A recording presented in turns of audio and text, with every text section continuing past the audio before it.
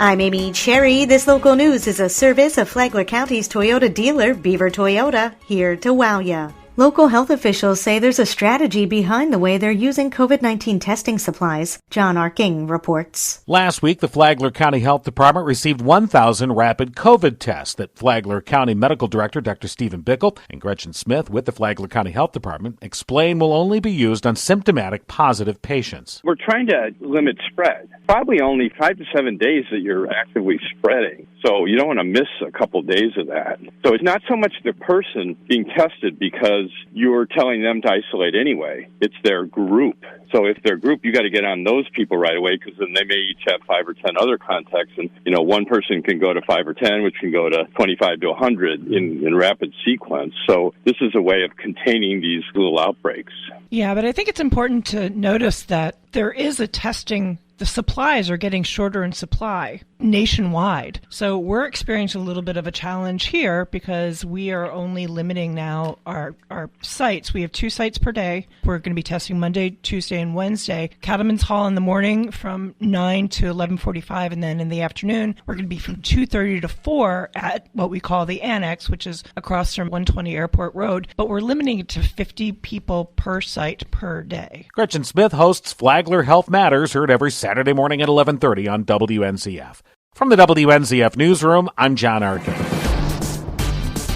It's the second undercover sting in 3 weeks in Flagler County. Sheriff Rick Staley tells WNZF more about the operation, which used ads posted on various websites. The Flagler County Sheriff's Office has been working with state and federal authorities on undercover human trafficking investigation. The most recent investigation, which is still ongoing, resulted in 4 arrests for prostitution. The women who were arrested aren't local. They're from Jacksonville, Daytona Beach, and St. Augustine. The investigation is ongoing.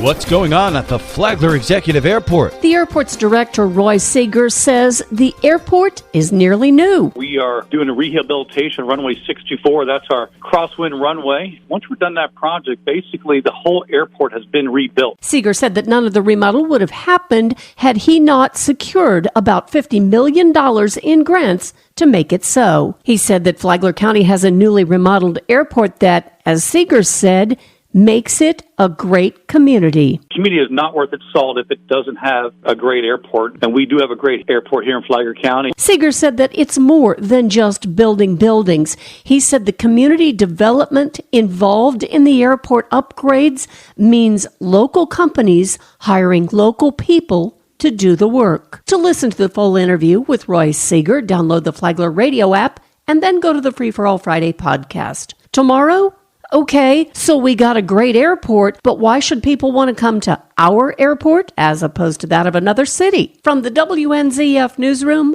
I'm Deb Albertson.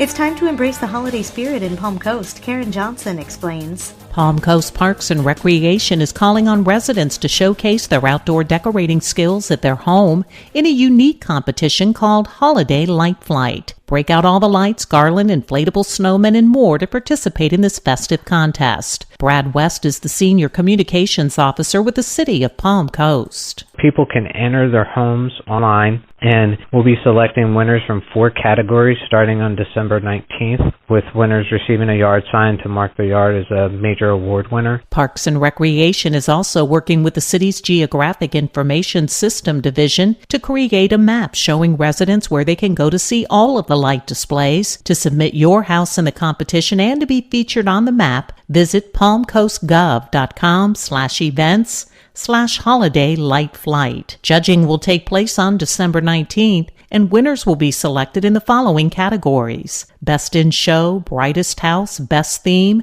and Most Interesting Decorations. For Flagler's Morning News, I'm Karen Johnson. And now you're up to date on Flagler's Morning News. I'm Amy Cherry.